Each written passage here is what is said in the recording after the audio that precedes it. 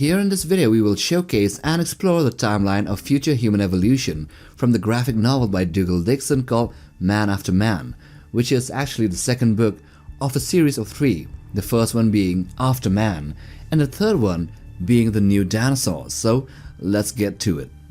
So by the 23rd century, Earth is in a very bad shape. Humans have overused resources, polluted the oceans and air, and caused many plants and animals to go extinct.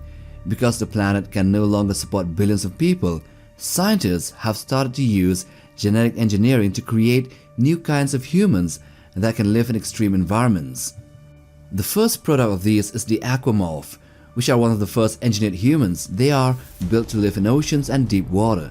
Their bodies look a bit like large frogs. They have gills on their chests that let them breathe underwater.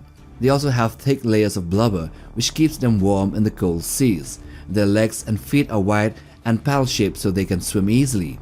The aquamorphs still have human intelligence, and they live mostly in the coastal oceans. Then the next is the vacuumorph, which are designed for space. Instead of normal skin, they have a hard exoskeleton which protects them from the vacuum. Many parts of them are artificial or grafted on. Because of this, they cannot reproduce naturally. New vacuumorphs must be created in laboratories. They live outside spacecraft and stations, helping normal humans to explore and work in space. 100 years later, Earth begins to recover. Earth slowly starts to heal. Human society has split into different groups, some people rejecting technology and return to nature, others become even more dependent on machines. So the first species we see here in this timeline are the aquatic, which are humans that evolved from earlier engineered forms. They look a little like the manatees. Their hind legs have fused together into large tail flukes for swimming. Instead of lungs, they have gills, so they live almost completely underwater. When they need to travel on land, they move inside a gel-filled sphere that keeps them in seawater. Then the other type is the high-tech. These are humans who rely heavily on machines to stay alive. Over many generations, people with medical problems survive because of technology, and they pass their genes onwards. Eventually, they become a new subspecies. Their bodies are weak, but to survive, they use cybernetic implants, artificial organs, and life support systems. And without technology, they cannot survive. By the year 2500, 4 different species have started to emerge on land. The first is the tundra dweller. This species lives in the cold northern tundra. They are large, yeti-like humans with thick fur and heavy blubber. Their hind feet have ice hooks that help them walk on frozen ground. They migrate across snowy plains much like the caribou of the modern time period once did. The next species is the plains dweller. These grassland humans look somewhat like trolls with large bellies. Their arms have special scythe-shaped appendages that help them to cut grass while feeding.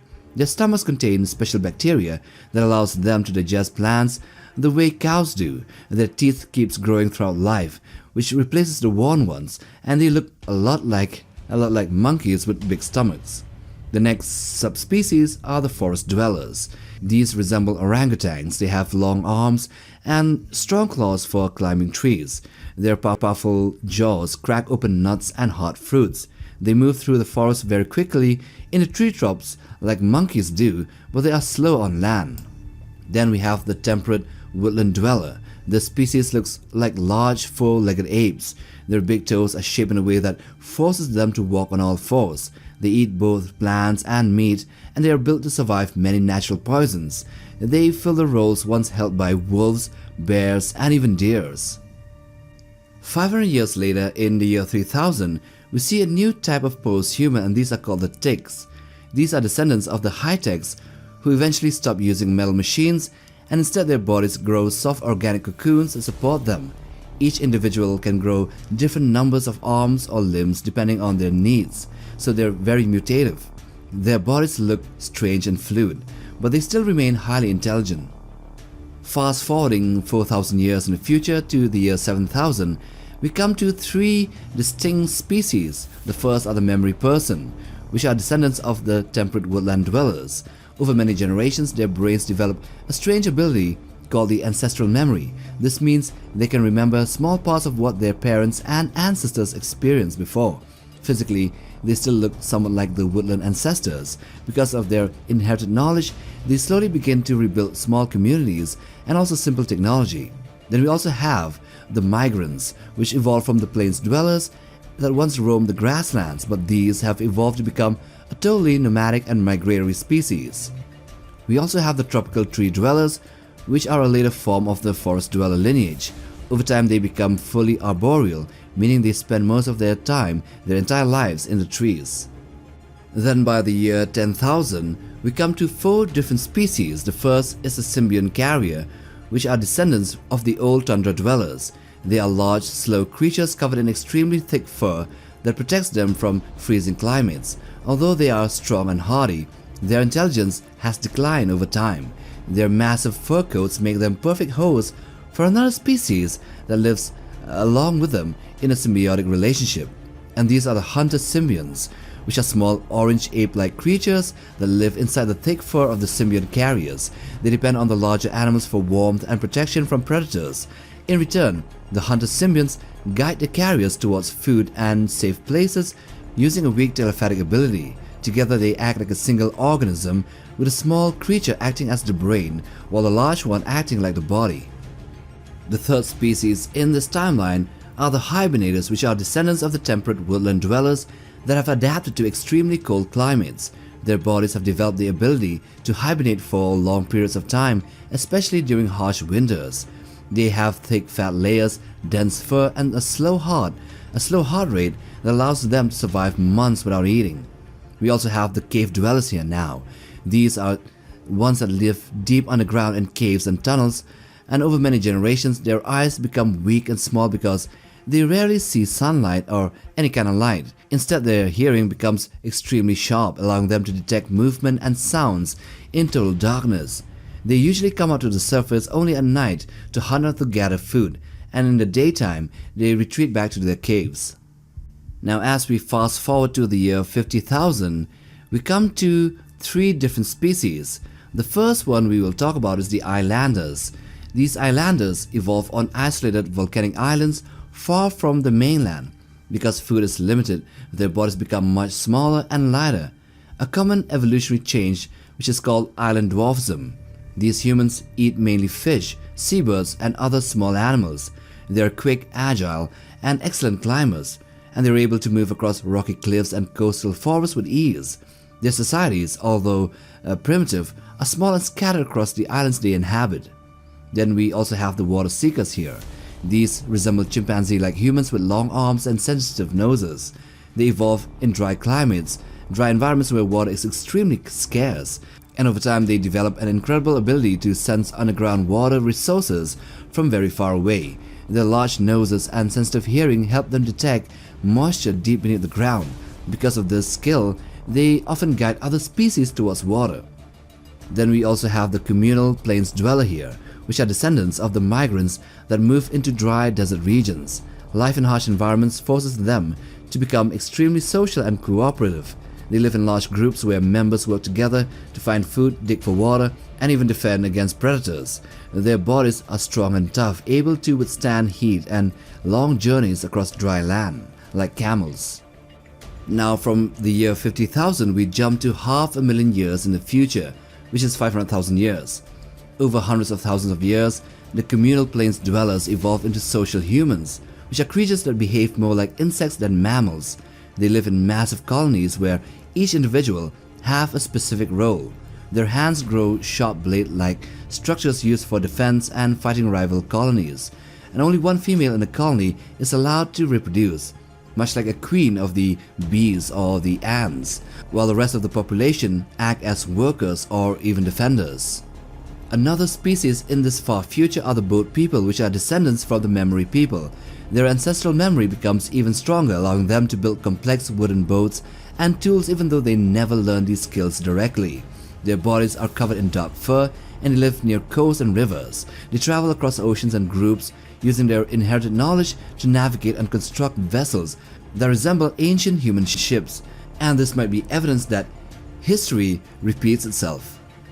But anyway, we fast forward again to 2 million years in the future, and here we have 5 different species. The first are the hivers, which are evolutions from the social humans. They grow taller and develop a powerful shared hive mind that connects all members of the colony in one single collective intelligence. Individual hivers are no longer thinking independently. Instead, they act like parts of a larger intelligence. They build enormous hive-like cities made of plant materials and soil, and their diet is mainly plant-based, and they spend most of their time expanding their colonies. Another species is the parasite, which are descendants from the islanders but evolve into a completely new lifestyle. They become very small and thin, with sharp teeth designed for piercing skin. Instead of normally hunting, they survive by drinking the blood of larger creatures. Their bodies are flexible and quick, which allows them to hide easily and avoid being caught by their hosts. Then the hosts here are the huge blubbery descendants of the tundra dwellers that have moved on to warmer climates. They lose much of their fur and become slow, gentle creatures that feed mostly on plants. Because of their large size and slow movements, they often become victims of the parasitic humans that feed on their blood. The fourth species to appear 2 million years in the future are the planters, which evolved from the hibernators and become extremely long-lived beings. Some can live for hundreds of years. They spend long periods asleep, waking only occasionally to tend to plants and the forest around them. And over time they shape entire landscapes, spreading seeds and encouraging plant growth wherever they travel. And this might just be one of the strangest survival methods ever seen in sci-fi or speculative evolution. Then we also have the fifth species, which are the seekers, which are strange descendants of the water seekers. Their bodies now have changed drastically as they have evolved.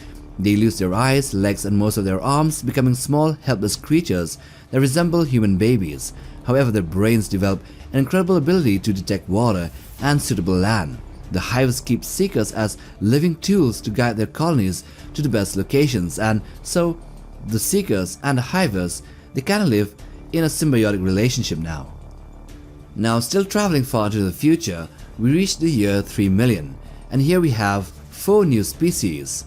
The slothman, which are enormous creatures that evolve in environments without predators. They resemble giant ground sloths with thick fur and massive bodies. Because they are so heavy, they cannot stand upright for long. Instead, they slowly move through forests using huge claws to pull down branches and feed on leaves. We also have the fish eaters here, which are small goblin-like humans that live near rivers and mountain lakes. Their long, thin finger ends in sharp claws that help them catch fish underwater. They can swim very well and spend much of their time in shallow rivers hunting for aquatic prey. We also have the desert runners, which, as you would know, live in deserts. They are small, extremely fast creatures, and their long legs allow them to sprint across the hot sand to escape predators. Their bodies are thin and lightweight, which helps them to survive the highly arid environments. The fourth one are the spike-tooths, which are one of the most dangerous predators of this era. They resemble large hunting humans with long saber-like teeth, similar to the extinct saber-toothed cats. These predatory post-humans hunt large animals like the slothman and hoes, using their powerful jaws to deliver deadly bites and kill these distant cousins of the future. And in this speculative evolution book, we end in the year 5 million, where interstellar human descendants come back to Earth. So after millions of years, descendants of the humans who left Earth finally return from space. They always wear protective suits, and no one knows exactly what they look like underneath. They travel across Earth riding specially engineered creatures that resemble large antelopes. And compared to the wild human species of Earth, they appear small and fragile. And they might not even know that this was their home planet, and they just came here to colonize and to expand further. So as they came back to Earth, they found these wild humans and they engineer 3 different species to help them in their thriving civilization. The first ones are the engineered pack animals, which are massive creatures that are designed to carry heavy loads for the returning space travelers. Their bodies are bulky with long arms and short legs. They have large mechanical devices on their bodies that help them breathe and survive while carrying cargo across long distances. Then we also have the food creatures, which are designed and turned into living food factories by the star travelers. These creatures grow into huge masses of flesh and fat fed by artificial nutrients, and the machines regularly remove meat from their bodies while keeping them alive. The third engineered creatures here are tiny modified humans, which are called engineered workers, who work for the star travelers, and instead of normal heads, they have long black box-shaped devices which are attached to their bodies that helps them to operate machines and tools of the star travelers. And we end with the deep aquatics, which are descendants of the original aquatic humans. They now live in the deepest parts of the ocean where sunlight never reaches. Their bodies are now slow and energy efficient, which helps them to survive in the dark and nutrient-poor environments. They can even detect heat and infrared signals instead of relying on sight. And in the far future beyond 5 million years, they may slowly move backwards to the surface oceans and become the dominant form of human life on Earth again. But this is speculative evolution, and so whatever happens in the future is really unknown. And now with that, we end this video. Now do hit the like button for support, and also for the ones holding their phones in their hands, well, you know the drill. Hype option, hype button, push content further. If it works, it works. Subscribe to be a part of Legion Notebook as well, and till the next time, take care, boys.